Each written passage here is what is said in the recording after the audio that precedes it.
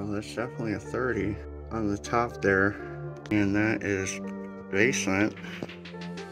We got another 30 here. Number 10 here. 10 first floor outlets. Uh-oh. Unless they wired them all in 10 gauge, I don't know. You can see it now. Oh boy. So here's that 30. Damn, you can't see it with my light. See that? And then we got 14 gauge going to it.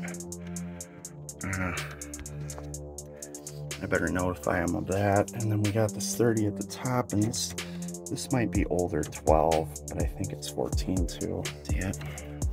That's not good. We're almost at double the amperage rating on that.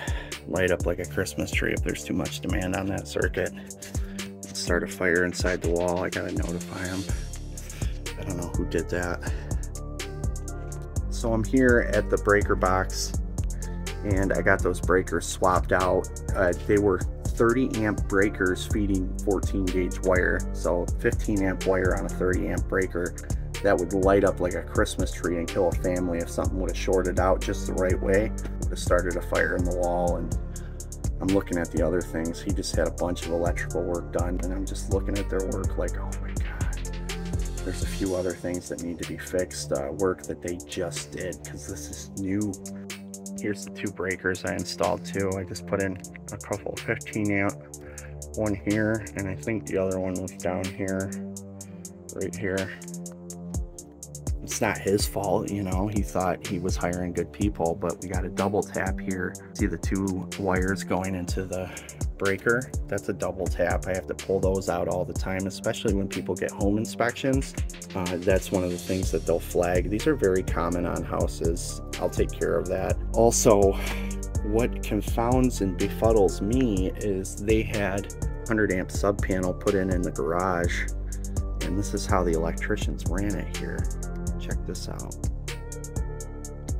That's supposed to be SER or in conduit, and they just didn't bother. That's crazy. I think this is URD. Also, they don't have their neutral connected. They just have their two hot conductors and a ground. That's it. I don't think we have a neutral going out here. So when you wire in a sub panel, you have to have your neutral.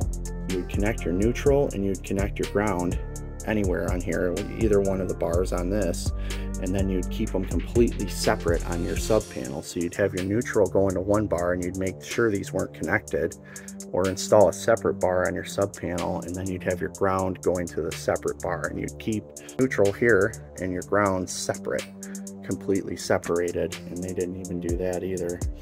So there are some little things on here, definitely, that I noticed, but I'm taking care of the super dangerous things, and you know, we'll talk about this eventually.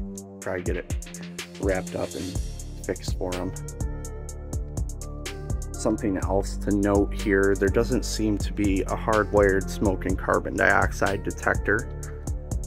They did ground to the water right though, but I don't think we have anything else going outside the ground rods. I don't see any other bare conductors going out, so I imagine they didn't put in rods like they were supposed to. They got their light, that's good.